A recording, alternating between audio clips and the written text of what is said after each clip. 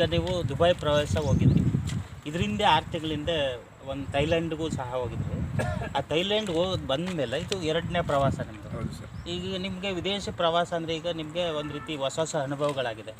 ಈಗ ನೀವು ದುಬೈಗೆ ಹೋದ ಸಂದರ್ಭದಲ್ಲಿ ಯಾವ್ಯಾವ ಪ್ಲೇಸ್ಗಳನ್ನು ನೋಡಿದ್ರಿ, ಅಲ್ಲಿನ ವಿಶೇಷತೆ ಏನು, ಮತ್ತು ಅಲ್ಲಿನ ಅದು ಯಾಕೆ ಅದು ಪ್ರಪಂಚದ ಎಲ್ಲ ಪ್ರವಾಸಿಗರನ್ನ ಸೆಳೀತಾ ಇದೆ, ಅದರ ಬಗ್ಗೆ ಒಂದು ಸ್ವಲ್ಪ ಮಾಹಿತಿ ಹೇಳ್ಬೋದಾ?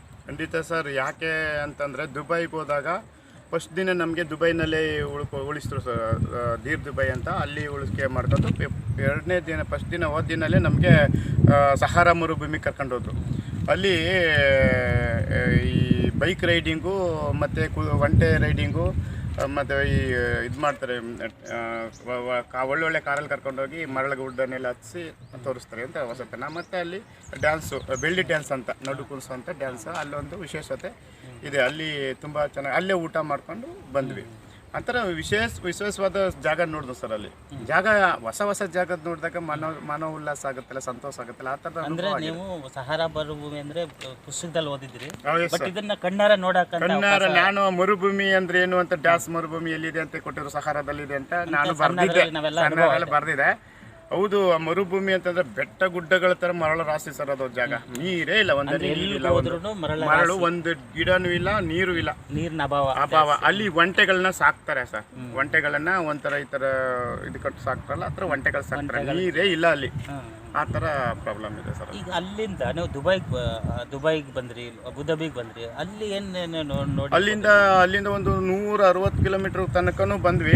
ಅಲ್ಲಿಂದನೂ ಲೈಟ್ ಇದೆ ಸರ್. ಅಲ್ಲಿ ಆ ಥರ ಸಿಸ್ಟಮ್ಯಾಟಿಕ್ ರೋಡ್, ಸುಸಜ್ಜಿತವಾದ ರೋಡ್, ರಸ್ತೆ, ಮತ್ತೆ ಬೀದಿ ದೀಪ, ಮತ್ತೆ ಯಾವುದೇ ತರ ಧೂಳಿನ ಕಣನೇ ಇಲ್ಲ ಸರ್. ಅಲ್ಲಿ ಯಾವುದೇ ತರ ಧೂಳು ಕಣ ಇಲ್ಲ. ಮತ್ತೆ ರಸ್ತೆ ಹೆಂಗಿದೆ, ನೈಸ್ ರಸ್ತೆ. ಅಂದ್ರೆ ಇವತ್ತು ಜಗತ್ತಿನ ಅತ್ಯಂತ ಸುಸಜ್ಜಿತವಾದ ರಸ್ತೆ ಅಂತ.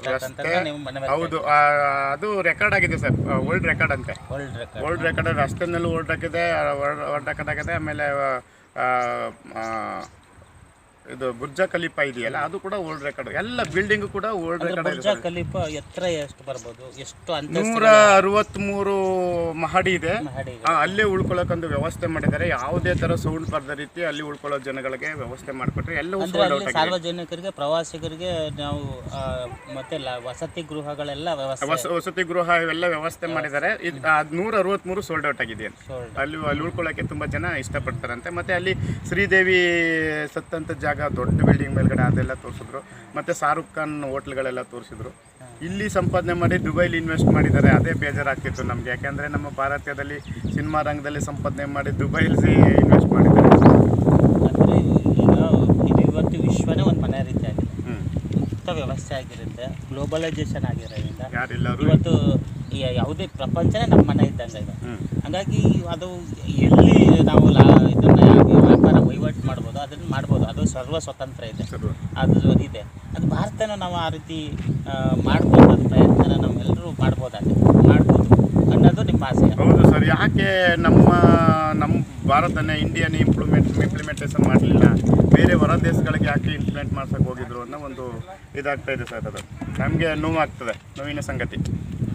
ನಮ್ಮ ದುಡ್ಡು ತಗೊಂಡೋಗಿ ಅಲ್ಲಿ ಹಾಕಿ ನಮ್ಮನ್ನು ನೋಡಂಗೆ ಮಾಡಿದ್ದಾರೆ. ಇಲ್ಲಿ ಯಾಕೆ ಪ್ರವಾಸೋದ್ಯಮ ಇಲಾಖೆಯವರು ಡೆವಲಪ್ಮೆಂಟ್ ಮಾಡಬಾರ್ದು, ಸಂಪನ್ಮೂಲ ವ್ಯಕ್ತಿಗಳನ್ನು ಕ್ರೋಢೀಕರಿಸ್ಕೊಂಡು ನಮ್ಮ ಇಂಡಿಯಾದಲ್ಲಿ ಇಷ್ಟು ವಿಶಾಲವಾದ ಜಾಗ ಇದೆಯಲ್ಲ ಡೆವಲಪ್ಮೆಂಟ್ ನೋಡಿರಿ. ಆನಂತರ ಅಲ್ಲಿ ಬಹಳ ಸುಸಜ್ಜಿತವಾದ ಮತ್ತು ಮನಮೋಹಕ ಕಣ್ಮನ ಸೆಳೆಯುವಂಥ ಒಂದು ಗಾರ್ಡನ್ ಇದೆ. Yes sir. ಅದರ ಅನುಭವ ಹೆಂಗೆ? ಗಾರ್ಡನ್ ಇದೆ. ಮತ್ತು ಅಲ್ಲಿ ಏನಾಗಿದೆ ಅಂತಂದರೆ ಈ ವಿಲೇಜ್, ಗ್ಲೋಬಲ್ ವಿಲೇಜ್ ಅಂತ ಮಾಡಿದ್ದಾರೆ ಸರ್. ಪ್ರತಿ 163 ಕಂಟ್ರಿಗಳ ಇದನ್ನು ಕೂಡ ಇಂಟ್ರೊಡ್ಯೂಸ್ ಮಾಡಿದ್ದಾರೆ. ಇಂಡಿಯಾದಲ್ಲಿ ನಮ್ಮ ರಾಜಸ್ಥಾನ ಅರಮನೆ ಮಾಡಿದ್ದಾರೆ, ಅದು ಖುಷಿ ಆಯಿತು ನಮಗೆ. ಹಿಂದೂಸ್ತಾನ ಮಾಡಿದ್ದಾರೆ, ಇಂಡಿಯಾದ್ದು ರಾಜಸ್ಥಾನದ ಅರಮನೆ ಮಾಡಿದ್ದಾರೆ. ಮತ್ತು ಥೈಲ್ಯಾಂಡ್ದು ಮಾಡಿದ್ದಾರೆ.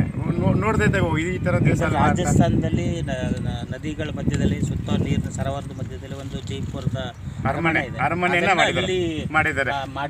163 ರಾಷ್ಟ್ರಗಳು ವಿಲೇಜ್ ಗ್ಲೋಬಲೈಸೇಷನ್ ಅಂತ ಮಾಡಿದ್ದಾರೆ ಸರ್. ಭಾಳ ತುಂಬ ಚೆನ್ನಾಗಿ ಮಾಡಿದ್ದಾರೆ. ಅದನ್ನು ಕೂಡ ಅದು ಭಾಳ ಖುಷಿ ಕೊಡ್ತು ನಮಗೆ, ಯಾಕೆಂದರೆ ನಮ್ಮ ಇಂಡಿಯಾದನ್ನು ಮೆನ್ಷನ್ ಮಾಡಿದ್ದಾನಲ್ಲ ಅಲ್ಲಿ, ಅದು ನಮ್ಗೆ ವಿಶಾಲವಾದ ಜಾಗ ಕೊಟ್ಟಿದ್ದಾರೆ. ಮತ್ತು ಇಂಡಿಯಾದಲ್ಲಿ ಏನೇನಿದೆ ಅಷ್ಟನ್ನು ಕೂಡ ಅದರೊಳಗಡೆ ತುರುಕಿದ್ದಾರೆ. ತುಂಬ ಚೆನ್ನಾಗಿ ಮಾಡಿದ್ದಾರೆ.